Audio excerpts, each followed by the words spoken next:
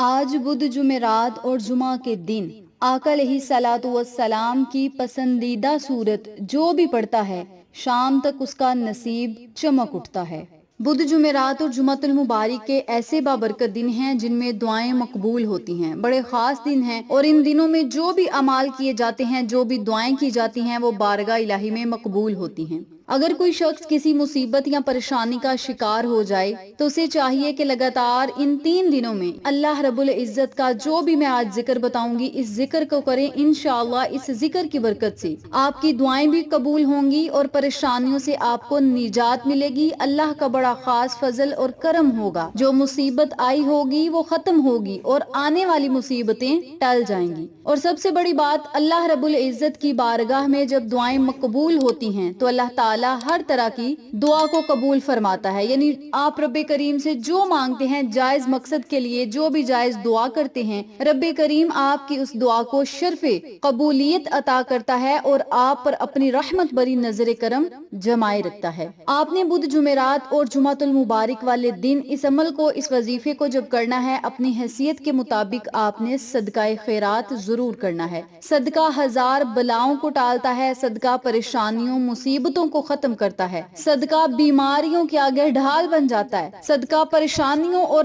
مصیبتوں کے آگے ڈھال بن جاتا ہے۔ تو آپ اپنی حیثیت کے مطابق خلوص نیت کے ساتھ اللہ کی رضا کے لیے صدقہ خیرات ضرور کر دیں، چاہے 50 روپے صدقہ کر دیں، 100 روپیہ صدقہ کر دیں، 1 کلو گوشت لے کر صدقہ کر دیں، جتنی آپ کی حیثیت ہے آپ نے صدقہ خیرات ان تینوں دنوں میں ضرور کرنا ہے۔ یعنی اس عمل کو جب آپ نے کرنا ہے تو صدقہ اس وظیفے کی شرط ہے، تو آپ نے اس وظیفے کو جب کرنا ہے تو صدقہ ضرور کرنا ہے۔ نمبر 2 پہ آپ نے اس عمل کو، اس وظیفے کو بدھ جمعرات اور جمعۃ المبارک والے دن نماز فجر ادا کرنے کے بعد یا نماز عصر ادا کرنے کے بعد کرنا ہے۔ ان دونوں اوقات میں آپ اس عمل کو، اس وظیفے کو کر سکتے ہیں۔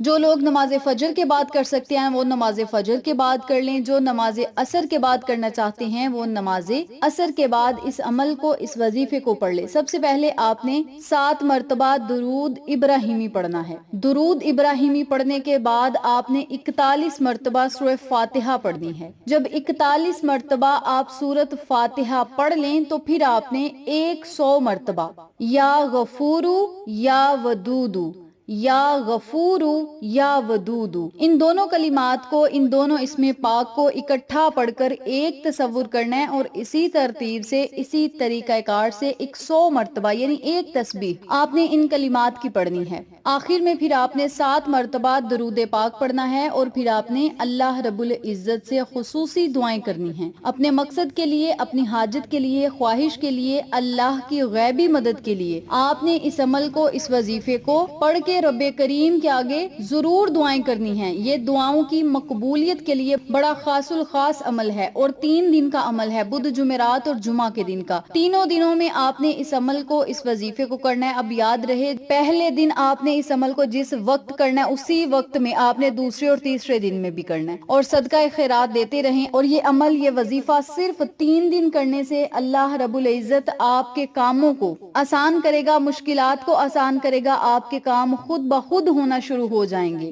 یہ ایسا جلالی عمل ہے، ایسا بابرکت عمل ہے۔ ایک مرتبہ ایک مزدور جا رہا تھا، ایک چور نے اسے آن گھیر لیا۔ اس مزدور نے اللہ کے یہ 2 بابرکت نام پڑھنا شروع کر دیے، یا غفورو یا ودودو، یا غفورو یا ودودو۔ اور جب اس نے یہ کلمات پڑھے اور پھر اس نے اللہ سے دعا کی کہ مولا مجھے اپنے حفظ و امان میں رکھنا، مجھے اپنی حفاظت میں رکھنا اور ان چوروں سے مجھے نجات عطا فرما، مجھے بچا کر رکھنا، تو اللہ تعالیٰ نے اسی وقت ایک فرشتہ اس چور کو قتل کرنے کے لیے بھیج دیا۔ فرشتے نے آ کر چور کو قتل کر دیا اور مزدور خیر و عافیت کے ساتھ اپنے رستے پر چل پڑا۔ تو یہ بڑے جلالی عمل ہیں، یہ بڑے جلالی کلمات ہیں، بس ہمارا یقین پکا ہونا چاہیے، پختہ ہونا چاہیے۔ اس عمل کی برکت سے رب کریم ہمیں دن دگنی رات چوگنی ترقی عطا کرے گا، اور آپ رب کریم سے جو مانگیں گے اللہ تعالیٰ آپ کو عطا کرے گا اور آپ کی تکلیفوں کو، بیماریوں کو، پریشانیوں کو ختم کرے گا۔ کہنے کا مقصد یہ ہے کہ یہ غیبی مدد کا خزانہ ہے، تو اس عمل کو آپ ضرور پڑھیں اور اللہ کے انعامات سے فیض یاب ہوں۔